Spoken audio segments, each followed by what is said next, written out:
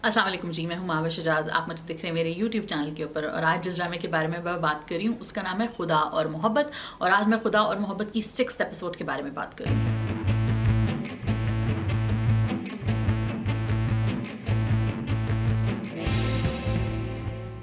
जी, तो खुदा और मोहब्बत जो एक टीवी शो है उसको बहुत सारे लाइक्स, हिट्स, कमेंट्स सब कुछ मिल रहे हैं, विच इज़ ग्रेट बिकॉज खुदा और मोहब्बत इज़ अ ग्रेट शो। लिखा बड़ा अच्छा है, कंटेंट बड़ा ज़बरदस्त है। I have become a fan of Firoz Khan after खुदा और मोहब्बत।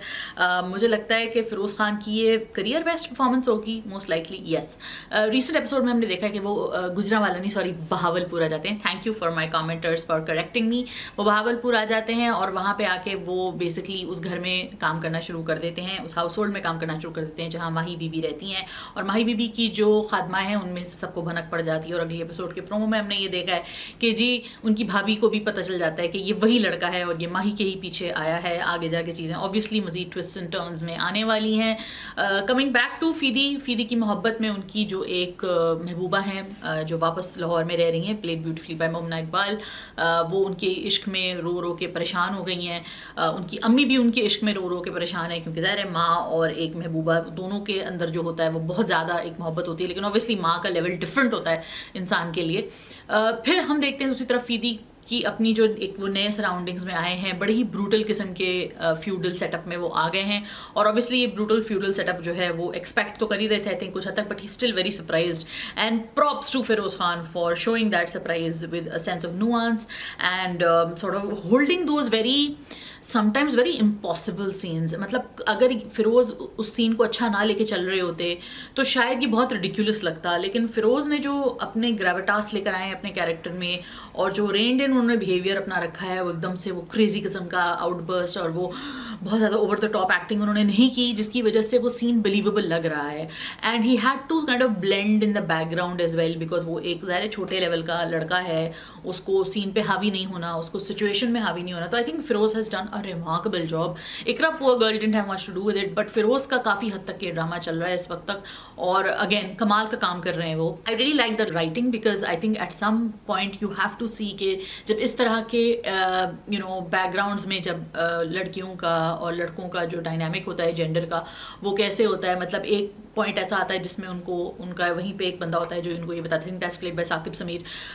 तो वो उनको बताता है कि जी यहाँ पे ऐसा होता है वैसा होता है, लेकिन लड़कियों को नहीं हम बाहर किसी को जाने देते, देखने देते, आइंदा कभी ऐसा बोलना भी मत। तो मतलब सारी चीज़ें अपनी जगह, लेकिन ये जो जेंडर रोल्स हमने बनाए हुए हैं ये अपनी जगह। तो ये आउटडेटेड रोल्स हैं, एंटिक्वेटेड रूल्स हैं, आर्केक हैं शहरों, और अब तो छोटे छोटे शहरों में भी इस तरह नहीं होता, लेकिन कुछ ऐसे हैं शायद पोर्शंस ऑफ पाकिस्तान जहाँ पे इस तरह का होता है। वैसे भी एक फैंटेसी क्रिएट की गई है।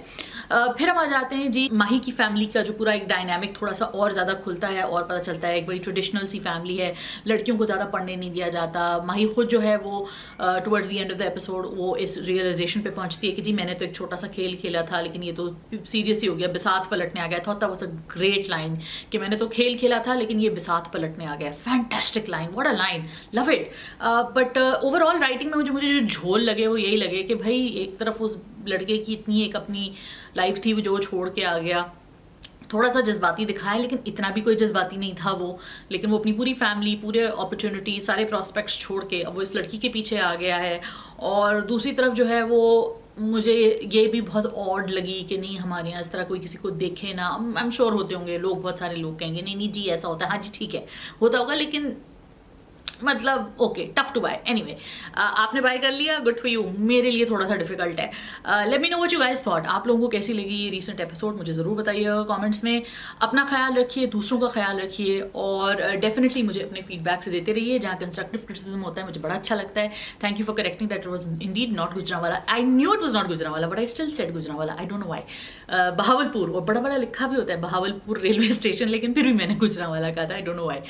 But anyway, thank you so much for correcting me, and thank you जो भी मेरे छोटे मोटे ऑडियंसेस बहुत थोड़े से हैं, लेकिन thank you so much for watching. अपना बहुत ख्याल रखिए, मिलते हैं अगले एपिसोड के रिव्यू तक के लिए। खुदा हाफिज़।